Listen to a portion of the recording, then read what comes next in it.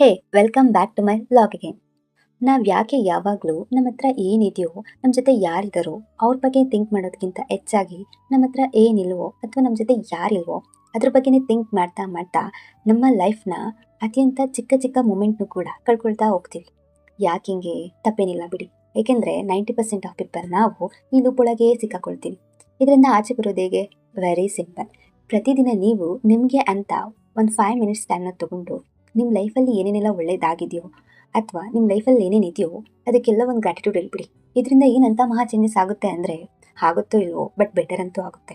ಹೇಳ್ಕೊಳ್ಳೋದಕ್ಕಂಥದ್ದೇನಿದೆ ಅನಿಸಿದ್ರೆ ಅಟ್ಲೀಸ್ಟ್ ಇವತ್ತು ನೀವು ಇನ್ನೊಂದು ಡೇ ನೋಡೋದಕ್ಕೆ ಚಾನ್ಸ್ ಸಿಕ್ಕಿದೆ, ನಿಮ್ಮ ಆರೋಗ್ಯ ಚೆನ್ನಾಗಿದೆ, ನಿಮ್ಮ ಸುತ್ತಮುತ್ತಲಿರೋರು ಎಲ್ಲರೂ ಕೂಡ ಚೆನ್ನಾಗಿದ್ದಾರೆ ಅಂದರೆ ಅದಕ್ಕಾದರೂ ಒಂದು ಗ್ರ್ಯಾಟಿಟ್ಯೂಡ್ ಹೇಳ್ಬಿಡಿ.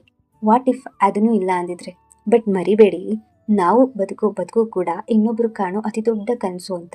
ನೀವು ಹಿಂಗೆ ಐಡೆಂಟಿಫೈ ಮಾಡ್ತಾ ಹೋದ್ರೆ ನಿಮ್ಮ ಲೈಫಲ್ಲಿ ಇನ್ನೂ ತುಂಬಾ ಇರುತ್ತೆ. ಅದಕ್ಕೆಲ್ಲ ಗ್ರೇಟ್ಫುಲ್ ಆಗಿರಿ. ಸ್ಟಾರ್ಟಿಂಗ್ ಸ್ವಲ್ಪ ಕಷ್ಟ ಅನ್ಸ್ಬೋದು, ಬಟ್ ಟ್ರೈ ಮಾಡಿ ನೋಡಿ, ಮುಂದೆ ಒಂದಿನ ರೊಟೀನ್ ಆಗುತ್ತೆ. ಇದನ್ನೆಲ್ಲ ನಾನು ನಿಮಗೆ ಯಾಕೆ ಹೇಳ್ತಾ ಇದ್ದೀನಿ ಅಂತನಾ? ನಾ ಹೇಳ್ಬೇಕು ಅನ್ನಿಸ್ತು, ಹೇಳ್ದೆ ಅಷ್ಟೇ. ಇವತ್ತಿಗಿಷ್ಟೇ, ಮತ್ತೆ ಸಿಗುವ. ಅಲ್ಲಿವರೆಗೂ ಟಾಟಾ ಬಾಯ್.